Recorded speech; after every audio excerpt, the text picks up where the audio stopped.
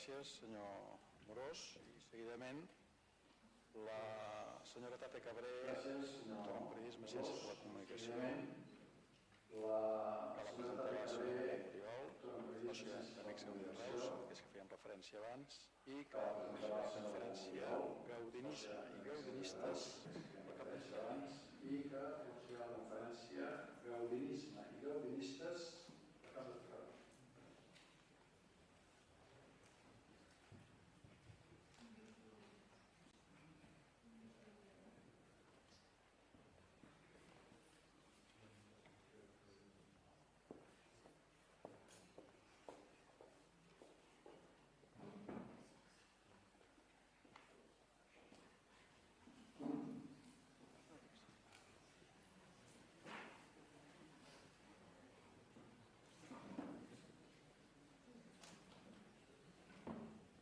Moltes gràcies per les paraules que acabem d'escoltar, que ens han ajudat a situar la importància d'aquesta jornada i el significat del llegat gaudinià. Avui tenim el plaer d'escoltar aquesta conferència dedicada al gaudinisme i als gaudinistes al Camp de Tarragona. Una temàtica que ens convida a redescobrir la figura d'Antoni Gaudí, des d'una perspectiva arrelada al territori, posant el focus no només en el mestre, sinó també en tots aquells que han estudiat, interpretat i mantingut viu el seu llegat. La sessió quedarà a càrrec de Tate Cabré, periodista, escriptora i guia turística, una veu reconeguda en l'àmbit de la divulgació històrica i cultural. La seva trajectòria combina un rigor de la recerca amb una gran capacitat comunicativa, fet que li permet abordar temes complexos al públic amb claredat i entusiasme. Doctora en Ciències de la Informació per la Universitat Autònoma de Barcelona i diplomada en Traducció i Interpretació. Ha estat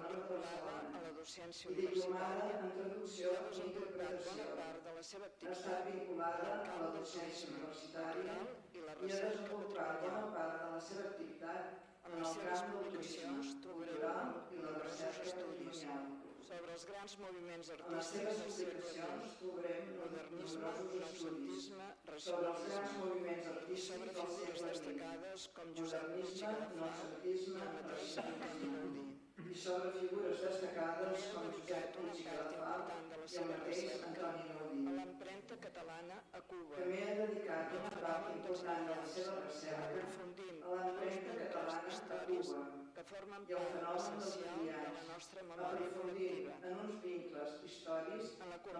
part essencial de la nostra memòria col·lectiva.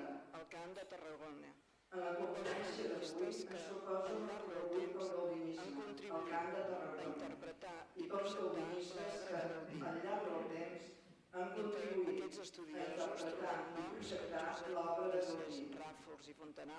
Entre aquests estudiosos trobem noms com Josep Iglesias, Ràfols i Fontanals, autor del primer gran estudi dedicat a Gaudí l'any 1928, o Armand Puig, autor d'una de les aportacions més recents sobre la seva vida i obra, publicada l'any 2014. Aquesta mirada ens ajudarà a entendre millor com el llegat de Gaudí ha anat prenent forma al llarg del temps i com continua inspirant noves generacions. Rebem, doncs, una fort aplaudiment de la nostra convidada d'avui, Tate Cabré Massaguer.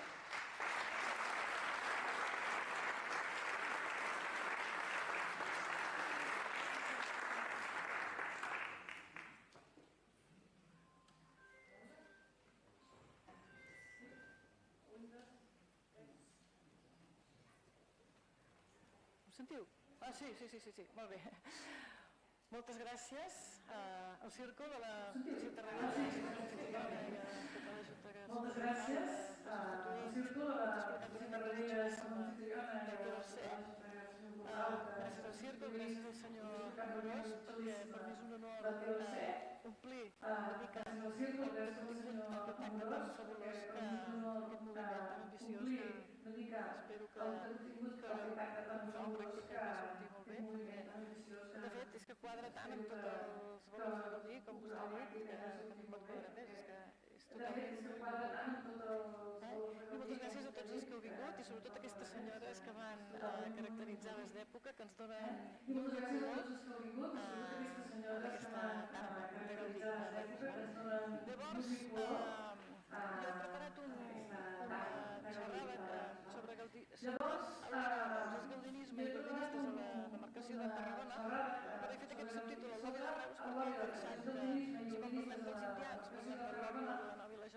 subtítol al Lobby de Reus perquè he pensat que si quan parlem dels indians, parlem del Lobby de la Nova i la Geltrú, quan parlem del Lobby de la Maquinista Terrestre i Marítima, quan parlem d'aquests gaudinistes, que tots els més importants estan parlant de Reus, per què no podem parlar del Lobby de Reus? Perquè és que ho és, no? Perquè un lobby es conforma per gent de la ciutat, per repetir-ho, però també hi ha gent dels voltants. Per exemple, quan parlem del lobby de comunicació de Reus, el grup de Reus, que hi ha el Fuente, el Caçador i tots aquests, el Garasset, el Garasset és de Vila-seca, i després el Francisco és de Torredembarra, no? I seria el lobby de comunicació de Reus, però també n'hi ha de Vila-seca, de Torredembarra i de Vila-seca. I seria el subtítol de Reus perquè trobo que és una expressió afortunada i una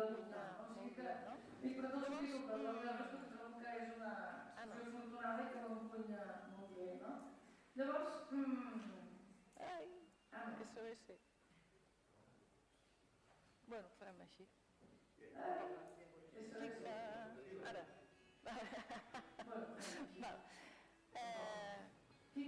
Gaudí sempre feia presumir que era de Reus, com el segle XIX, la gent, Gaudí sempre presumia que era de Reus. presumia que era Reus perquè ser Reus era important, era alguna cosa. S'han escrit rius de tinta sobre què significava ser de Reus al segle XIX en relació a la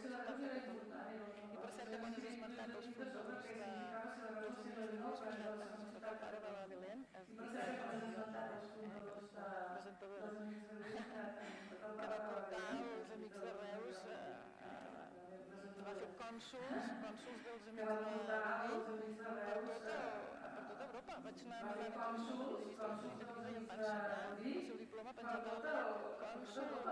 mirar a la periodista que em va ensenyar el seu diploma penjat a la paret, cònsol honorari dels Amics de Gaudí de Reus, el tenia Milà penjat als seus mans, no? I per tot arreu tenia unes idees del senyor Amorós, no? que van tenir molt èxit. Llavors voldria començar posant-nos en situació de que Gaudí, per Gaudí era molt important el territori nostre i ho va recollir tot aquell que estudiava Gaudí, que escrivia els seus pensaments, i ho va fer Martínez perquè era d'aquí, era de Valls, però també ho van fer el Ràfols i Fontanals, que era de Vilanova, que després estimejava i estava vinculat a Valls, i també ho van fer el Ramon que era de Lleida, però també va recopilar. O sigui que tots aquests deixebles que els diem els apòstols de Gaudí, que van recopilar, ja van recollir aquestes expressions que feia Gaudí sobre per què era tan important ser el camp de Tarragona, no? I compraven Fortuny. Fortuny veia el color amb més seguretat que els grans mestres, Miguel Velázquez, que Rafael i Casa, que Guillermo Prim veia la situació millor que ningú. La Rússia de Mèxic millor que els francesos i els austríacs, no? En canvi, els habitants del nord veien el fantasma, no? Igual que quan van sortir els noucentistes, el Genidors deia que el moviment que venia d'Alemanya era tot horrorós i va començar a atacar el medievalisme i el modernisme perquè veia massa del nord i aquí havien de cuidar tot el Mediterrani, com sentim. Doncs el mateix, Gaudí a la seva època tampoc no era el creien fantasmes. Un altre exemple, aquest és el llibre del Gaudí l'Home i l'Obra, amb una edició antiga i una edició moderna, però doncs també ho reflecteix. Nosaltres del Camp de Tarragona som els que tenim la millor visió de les coses, perquè som els fills de la terra on la llum arriba tan net i transparent que veiem els objectes en el seu nivell real. És el mateix, però en aquest cas que es veu Ràfols i Fontanals, però és del Ràfols, el Camp de Tarragona és el lloc on la visió és més clara, les coses seran tal com són. I fins i tot Gaudí deia que com més havies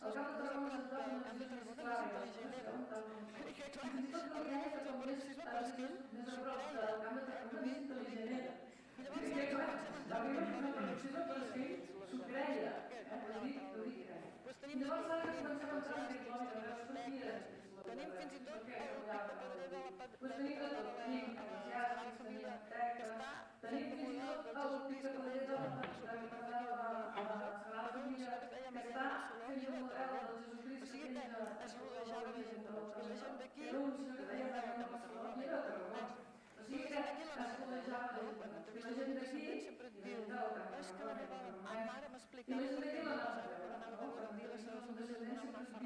i quan sortia de bo tenia que tornar a dinar, o és que la meva besàvia quan anava de Gaudí li va demanar feina i Gaudí no li va donar i ara el vol fer sant. O sigui, tothom anava a veure'l, a Sant Ell, obria la porta a tothom, no? Això que era tan aïllat i tan poc social, és un d'aquests tòpics que quan comença a llegir et cauen. Llavors comencem pels eclesiàstics, per exemple, aquest senyor, que aquí està més jove i aquí està més gran, és el Gaietà Sentís i Gran, que era un canonge de la catedral de Lleó, i és un antepassat del Carles Sentís, del periodista, que va ser president del Col·legi de Periodistes,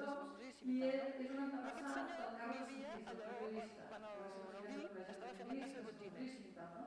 Aquest senyor vivia a Lleó quan el Gaudí estava fent la Casa de Botines, que precisament tots els permisos d'obra de la Casa Botines se'ls hi firma un arquitecte que havia sigut arquitecte municipal de Reus, que es deia Cano, que estava casat amb una de Reus, que es deia Àngela Corret i Enric. I era, es veu que estava connectada amb Gaudí, però encara hem de trobar el lloc de la genealògica on et truca. O sigui que Gaudí dormia a casa d'aquest canonge, que aquest canonge vivia amb la seva germana, que feia la jornada, vivia a casa d'aquest canonge, damunt tenia com una espècie de coordinador que era l'arquitecte Blau, que va ser el que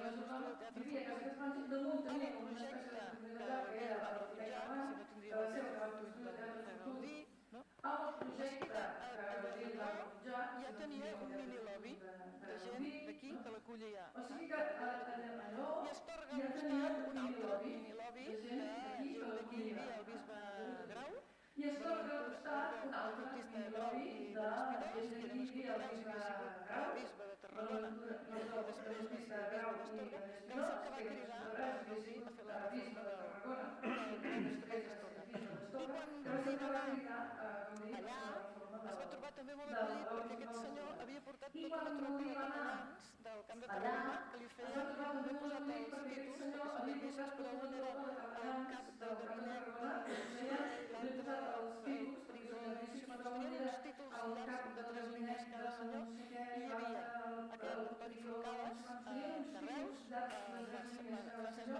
hi havia aquest Antoni Forcades de Reus, Francesc Massal i Javallí també, Antoni Fons i Gondolbeu que era el senyor del camp i va quedar molt unit amb Gaudí i Gaudí quan va morir va anar a la seu del seu enterro i està tot escrit per la família Font, el seu enterro, i aquests dos germans, Antoni Vilalta i el seu germà Saturní, que eren de Farena. Aquest Saturní, el Vilalta petit i el Fons Gondolbeu eren seminaristes a l'època que coneixen a Gaudí, però després es fan capellans allà i quan venen, per exemple, el Fons Gondolbeu va ser capellà de Parles i va escriure el primer llibre sèrio d'Escaladell, que va ser molt important, el Fons Gondolbeu, i el llibre publicat sobre Fons Gondolbeu per Salvador Palomar de Carrutxa.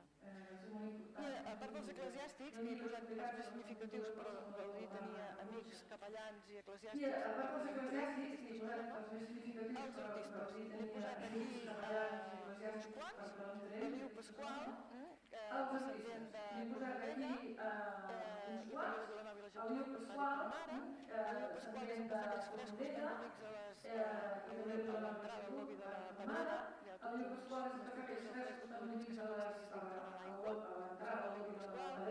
El Carles Mani, entre cometes, l'artista maleït, perquè era un artista de Tarragona, el Carles Mani feia unes escultures que semblen del Rodet, molt torturades, i va morir molt jove, i llavors aquesta bèstia bàrbara de l'escultura.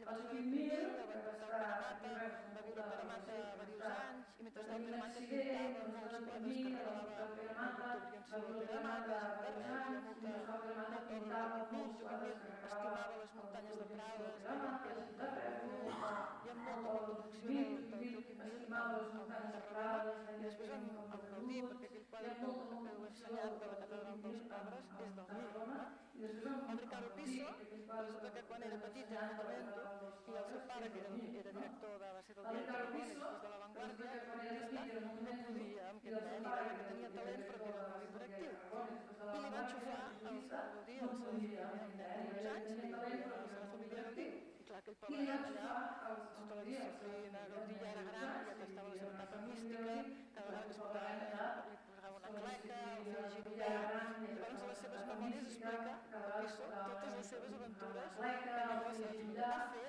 dibuixos de Gaudí, em sembla fer 20, que estan publicant per aquí per allà, moltíssims. Gaudí passejant amb Llorenç Matamala, el seu escultor, Gaudí amb el comte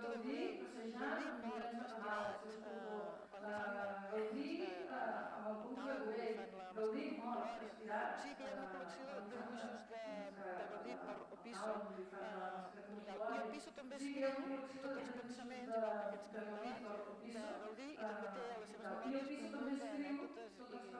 igual que aquests que hem abans, de Gaudí, i també té a les seves memòries un munt d'anècdotes molt divertides sobre Gaudí. Després tenim el Francesc Gimeno de Tortosa, que és boníssim aquest pintor, també té unes vistes de la seva família de Brunels i també va col·laborar tardomodernista. Per exemple, Leo Pasqual, què va fer? Perquè va fer les famoses tricromies de les vitralls de la catedral de Barcelona. Va ser que Gaudí era inventor i tot el que feia ho havia d'intentar millorar, d'intentar experimentar qualsevol cosa. Em poso una barana. Bueno,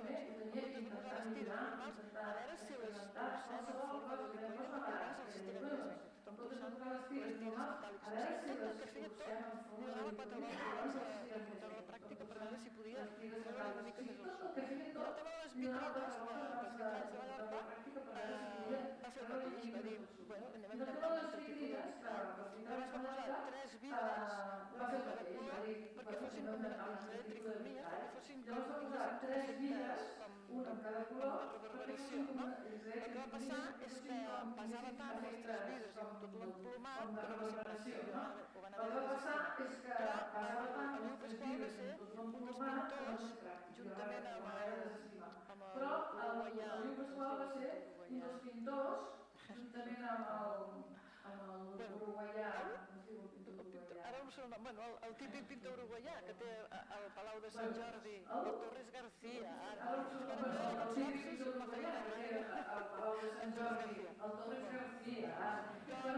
Francesc Gimeno tenia una edició del Col·legi de les Teresianes del carrer Ganduixer, doncs el Francesc Gimeno tenia els bitllets doctorals, després van perdre la Guerra Civil i els van tornar a posar a l'any Gaudí 2002, encara estava rebaixant per vegetació perquè el carrer Ganduixer era un rang, aquella part més alta. I el Carles Lasmani, que va ser el que va modelar aquest Jesucrist, el crucifixe de la Casa de Plom, que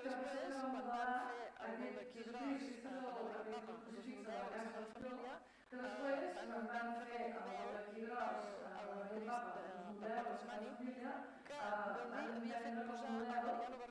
model al Crist del Carles Lasmani, que Gaudí havia fet posar a Mariano Barceló penjat dalt d'unes tables allà fent amb un taparraus, i amb miralls per sobre, per costats, per sota, per darrere, i vinc a fer fotos al fotògraf perquè el Carles Lasmani pogués fer tots els muscles ben detinguts i tal, encara que al final aquí no s'aprecia massa, però bueno, ha estat un procés tremendo. I el Mir, hem parlat, i l'Opisso. Aquí tenim l'Unamuno, quan va visitar la Sagrada Família, va acabar fent ocellets de paper amb el Gaudí. I això ho explica l'Opisso en un article que va publicar en premsa, perquè han estat tanta estona fent, es feia la competència. Gaudí feia un ocellet de paper i l'Unamuno feia un altre. I després explica a l'Opisso que aquests ocellets de paper l'Unamuno el Gaudí els va posar en un moble i van estar anys i anys en el moble fins que li van tornar l'Unamuno a 35 anys. I aquí un altre dibuix molt conegut d'un any abans que es morís, amb el seu posat una mica encorbat i el seu abric. I després dels artistes i dels eclesiàstics passem als arquitectes, el nucli dur dels arquitectes. Això ho he tret d'un article que vaig escriure a La Vanguardia sobre els 10 apòstols de Gaudí. Llavors encara no hi havia la versió catalana. Llavors, dels 10 apòstols de Gaudí, teníem Berenguer i Mestres, Sugranyes, Puigboada, Barbós, Montbrió, Vendré, Bonatigarí, Martínez, Ràfols, Francesc Quintana i el Jujol. D'aquests 10, 6 estan relacionats amb les comarques de Tarragona, amb el nostre lobby, no? Serien el Francesc Berenguer, de Reus, que era el fill del mestre d'escola on havia anat Gaudí, que estava al carrer Monterols, que explicava l'anècdota que el professor va dir que els ocells gallines del meu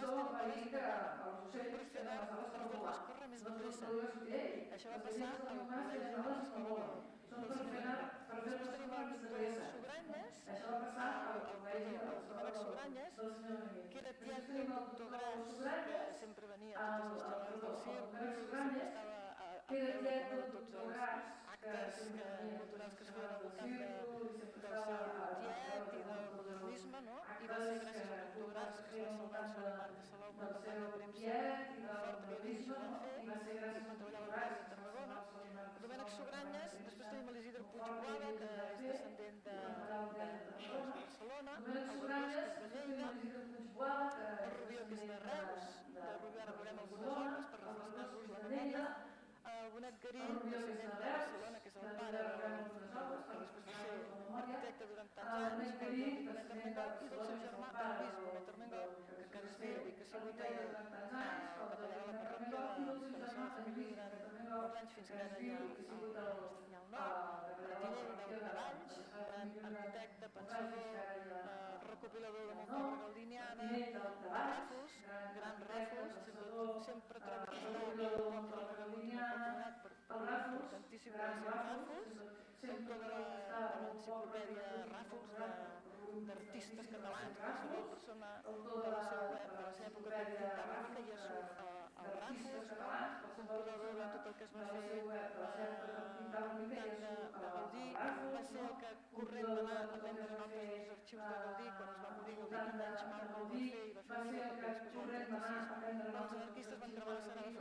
Gaudí, quin anys mal el va fer i va fer un llibre que després va en 36.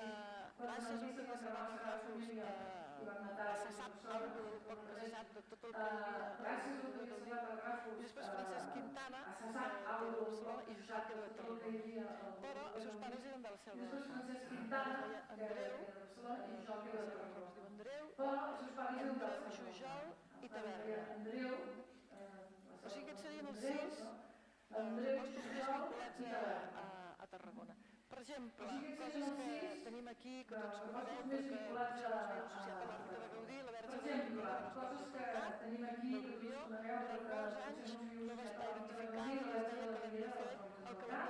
del Rubió, durant molts anys no va estar identificada i es deia que l'havia fet el que l'havia restaurat. Però en realitat eren el Francesc Berenguer, que va descobrir que era Berenguer o Berenguera. Ja m'entrava que no em diu, sí, és el meu, abans el gaudinista per excel·lència, és el meu, abans el gaudinista per excel·lència, el Jaume Massó, però això és algo, escrius al Jaume perquè el telèfon no li agrada i el Jaume te dirà, sí, oi, quin any?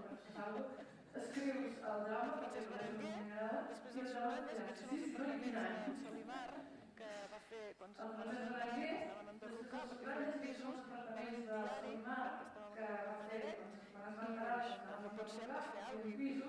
haver un diari perquè estàvem en Maneret i no pot ser, va fer alguna cosa i corrent es va posar a fer una campanya tremenda del seu net i ho va salvar i estava orgullós. Del Domènec Sugranyes hi ha moltes coses.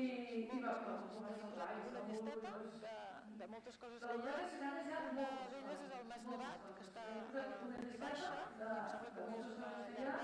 Una d'elles és el Mas Nevat, que està a la Baixa, i em sembla que és una llar d'avis, i la Torre de Salou, el xalet Beriuà de Cambrils, reforma de la Casa Pellicer, les cames de la foto, el xalet de les Aillasses, que ara està en ruïnes, o a Mossara, i el refugi del Sillat Bonet, que a la Mossara també està en ruïnes, aquest és el xalet de les Aillasses. El xalet Bonet, que surt tots els opuscles de Salou, quan algú vol fer una imatge bonica de Salou, pam, el xalet Bonet, és fantàstic. I a més,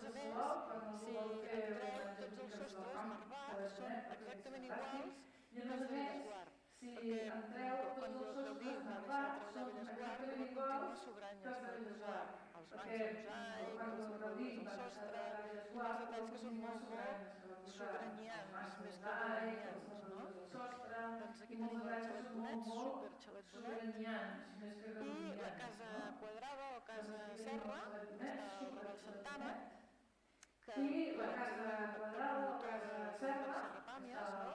Noucentista, ja no estem al modernisme, sinó que ja estem al noucentisme, perquè Rubió comença fent modernisme, però acaba fent noucentisme, evidentment, com tots, no?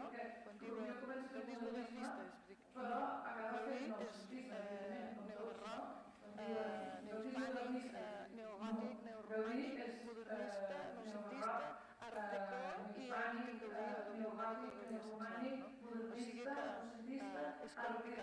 i Gaudí, el Gaudí essencial, no?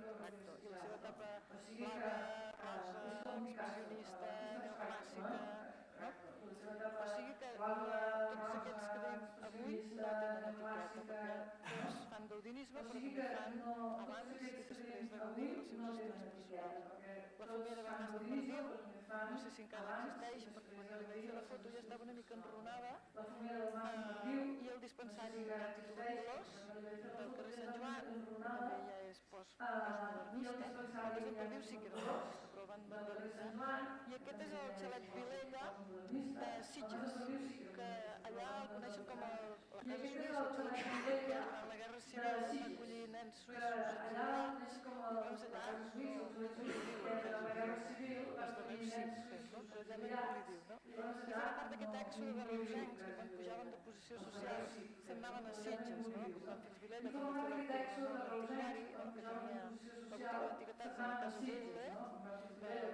fer l'antiquari, que tenia la botiga d'antiguitats de la Casa Bulle, del carrer Llobera, i quan tanta gent de Reus se'n va anar a Sitges, doncs aquí va acollir la Casa de Sitges i es va traslladar a Sitges. I després aquí ja tenim, el xalet Serra a la carretera de Castellvell, que ara és un estudi fotogràfic del Carles Fargas.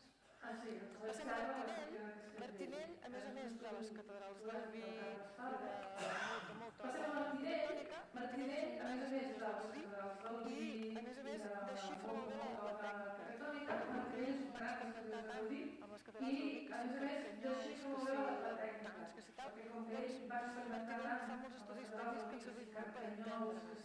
Aquí tenim una mica d'edicions dels seus llibres, les converses amb Gaudí, de les que abans hem posat un fragment, no? I tal, hem posat una gent de catedrals del Vi, boniques, no?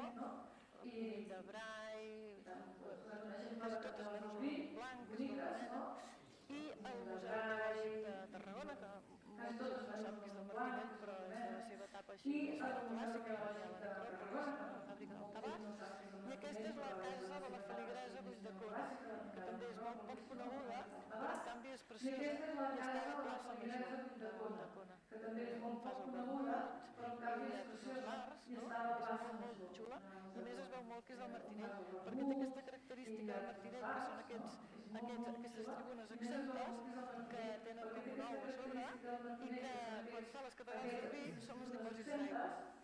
tenen com un ou a sobre i que quan fa les catedrals del Vi són els dipòsits d'aigua.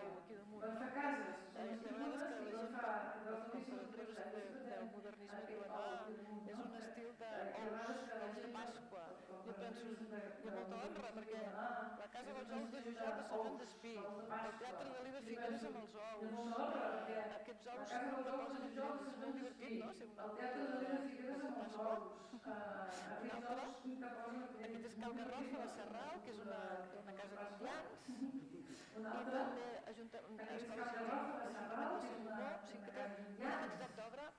i també Escola Científica de Salomó, o sigui que té una quantitat d'obra com Jujol, que també tenen una quantitat d'obres que en valen pels pobles. El santuari de Bodevalls, aquest és el baldaquí de Sant Pere, de Sant Pere, de Martinell, no s'acaba mai el Martinell. Aquesta casa també està a Valls, al ple centre, l'antic cinema, un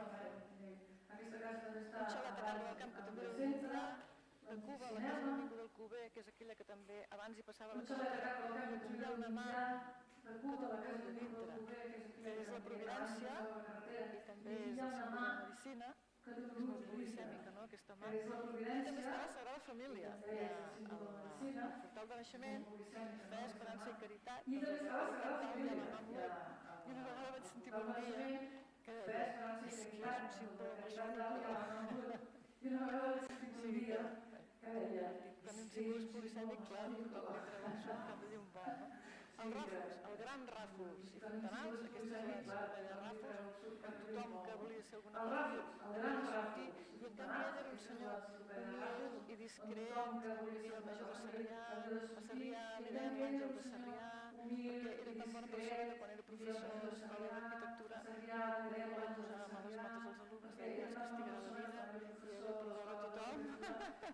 I expliquen anècdotes com per exemple que quan passaven les diapositives abans de passar les diapositives a vegades s'equivocava, que li canviava l'ordre i el Ràfols ho veia, però deia passi la següent, passi la següent. Tan bona persona.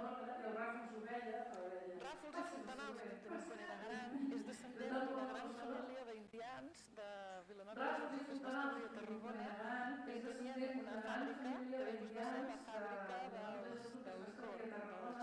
i tenien una fàbrica, que després va ser la fàbrica del licor, dels xartrers de Tarragona, i llavors tenien masos i finques a la Selva del Camp.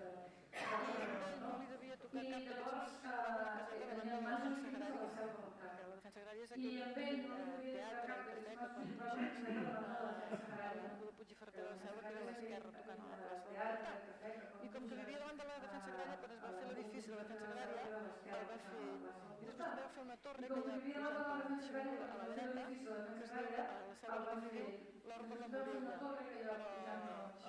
dreta, que es diu a la Selva del Camp, l'Hort de la Morella, però oficialment era pintor. Aquí tenim el Parc de la Ciutadella, un quadre d'ell, i posat aquesta font i cascada al Parc de la Ciutadella perquè com que Gaudí va col·laborar quan era estudiant, treballava a l'oficina del Joan Martorell, perdó, del Fonserà, el Josep Fonserà Mestres, que per cert era Gaudí. Doncs quan treballava allà va fer el càlcul dels dipòsits d'aigua que alimenten a la font,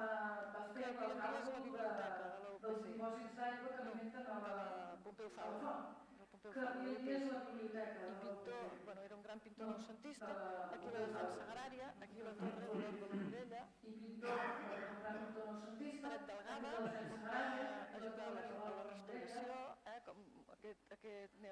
Delgada, on va ajudar a la restauració, com aquest neogòtic català, les pintures són posteriors, i el retaule de la Selva, que està construït sobre l'antic retaule barroc, i que ell va ajudar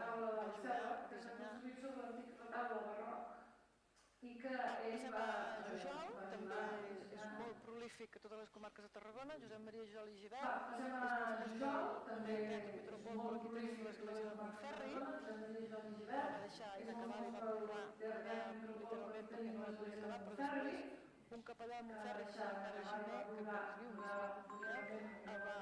va ajuntar el capital per poder-la acabar. Aquí tenim el mas, no surt el nom, Bufarí dels Pallaresos, menys mal que tothom aquí és molt culte, el mas Bufarí dels Pallaresos, que té aquest típic poligot de les cases de pagès, tan bonic, que aquí combina molt el groc, i és molt jujolat, combina groc amb blau. Aquí tenim el Teatre Metropol, que encara hi ha el dubte que si és de Gaudí o és de Jujol, perquè això hauríem de tenir aquí a Torres, que és el que ho estudia més, que ens ho expliqués, però potser algun dia es decantarà la balança i es dirà que és de Gaudí, perquè hi ha tota la col·lecció que ho prova, també tenim aquests colors tan jujulians, el groc i el blau cel, la casa Ximenis, que està encastada a la muralla romana, l'avinguda de l'Imperi Romà, que era d'un capellà de la cúria de la catedral, l'església de Vistabella, l'ermita del Roser, Jujol també és bastant, va treballar tant, Casa Tornador, Mas Carreras, a més és que feia els sants, feia les pintures, feia els llums a mà, feia l'edifici, ho feia tot. I ara per acabar una mica d'epíleg, petita epíleg, de Salvatans. Salvatans té aquest microlobi de Reus, aquí tenim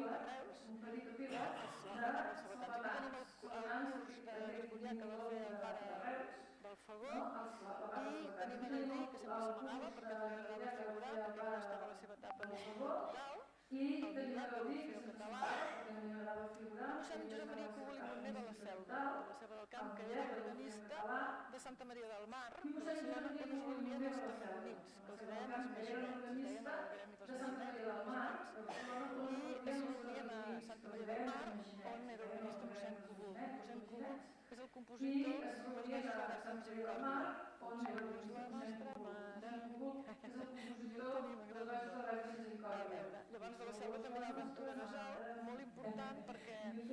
franquistes van cremar la Sagrada Família el 36 i van esbocinar amb martells i amb dinamita totes les maquetes de guix de Gaudí, van posar-hi a sobre els papers, els tapissos, els mobles, els bancs de l'església i van bullar tot amb gasolina i van prendre foc. És la promesa del Barredor que volia defugible, però els guixos van pensar els guardem i a la millor es podrà tenir l'oportunitat de tornar-los a ajuntar.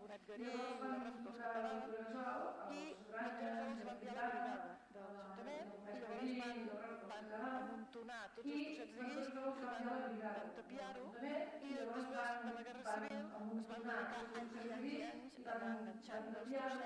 i després de la Guerra Civil es van dedicar anys i anys i anys a anar enganxant els trossets que els que visitar la Sagrada Família en aquella època es van col·locar unes lleixes, unes etiquetetes, si no estiguessis al National Geographic, perquè era immens, tot de lleixes amb les etiquetetes, i van aconseguir-ho. El Ventura Gasol va tenir aquest paper, exseminarista, després tenim la família Fort, que es va dedicar a estudiar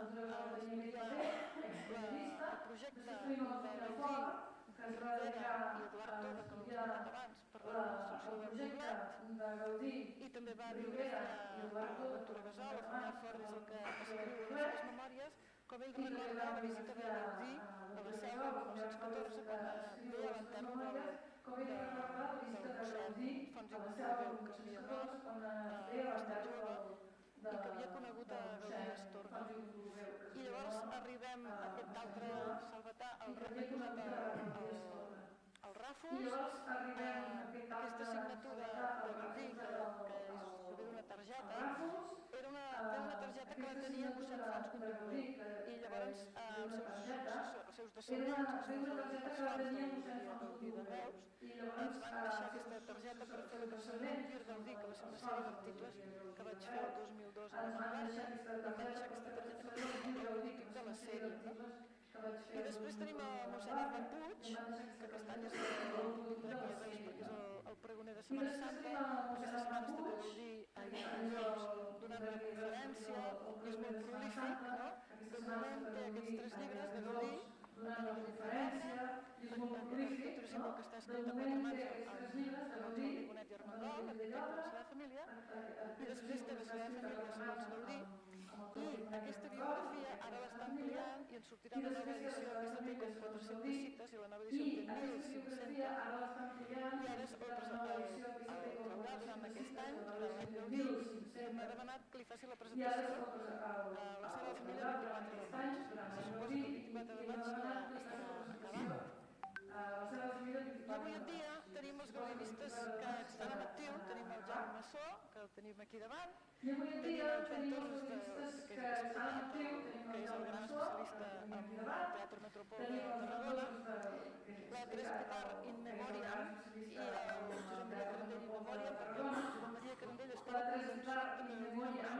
i el Josep Maria Carandell in memoriam, perquè el Josep Maria Carandell està convençut i llavors va fer un llibre d'aquests empresaris de triangle postals sobre el Parc Güell amb tot de coses que a ell li semblava que eren símbols maçònics, no? Ell estava convençut, ell s'ho creia, estava convençut, no sé quins teòrics i tal. I després el Guix Subranyes, que no se l'homenatjarà mai prou de tots els esforços que va fer quan va sortir tot el furor de Riudoms, amb aquest mossèn de Vimbodit, van muntar tot el pollo. El Guix Subranyes va ser el que va treure el llibre en defensa de Gaudí i tot això. I ara ja aquesta és la seva alternativa positiva. Com que jo no sabia tot això del moviment perquè no sabia que anava, al veure que anava, dic que, com he dit abans, que quadra tant, perquè Gaudí, si hagués sapigut, ho hagués posat en una diapositiva. Gaudí va ser soci del Centre Artístic de Sant Lluc, que eren els artistes catòlics del seu moment. O sigui que al moment en què es feia la gent dels modernistes i els dibuixaven com si fossin borratxos i drogadictes, Gaudí i els germans Salmona, per exemple, els del Desconsol i Moda tan bonic, eren del Centre Artístic de Sant Lluc, que encara existeix, estava al mercat de Santa Caterina i encara es fan sessions de pintar. Després del Centre Artístic va ser soci de l'Orfeó català, una vegada que va anar de la figura dedicatòria que deia al cel tots serem d'orfeonistes, tan bonica. I després va ser soci de la Lliga Espiritual de la Mare de Montserrat, que el seu president abans ha fet unes paraules i després va ser la seva un directora espiritual any abans de morir-se, l'any 25, va fer vendre el seu marmesó, que era de solemnes, i va fer vendre pisos i propietats per poder pagar visites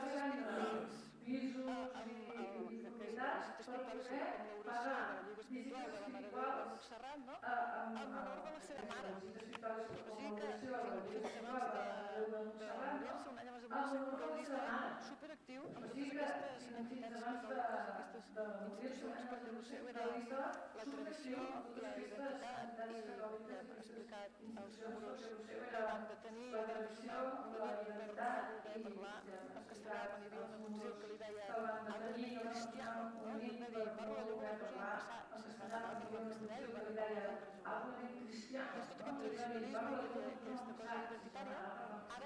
parlar en rejuvenat.